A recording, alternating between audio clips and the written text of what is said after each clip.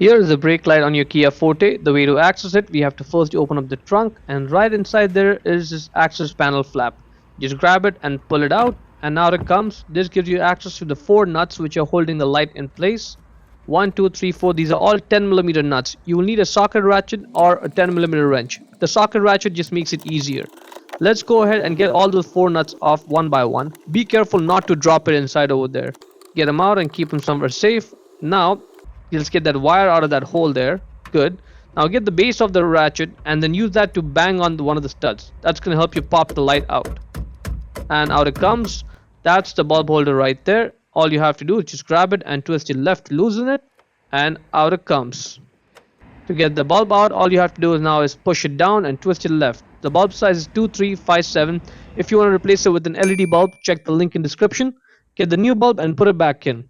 Now if you're not able to push it down like this, just stop, take the bulb out, turn it around, and now you should be able to push it down.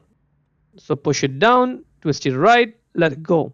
Now you see the slightly bigger notch over there on the bulb holder that aligns with the bigger slot in the light. So that way when you put the bulb holder back in the light, it just drops right in.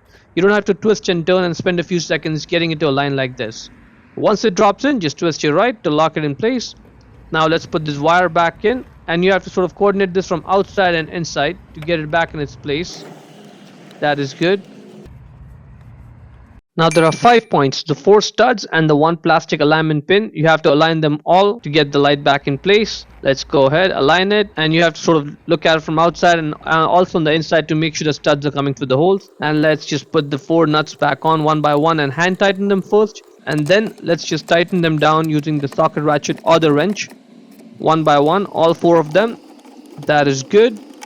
Let's put the flap back in place. And that is looking good. And that's pretty much it. Hope you found the video useful. Before we go, let me give a quick shout out to Naya Motors Inc. for letting us use the car today to film the videos. They are a used car dealer here in Ottawa, Canada. Check out the link in description for their entire inventory.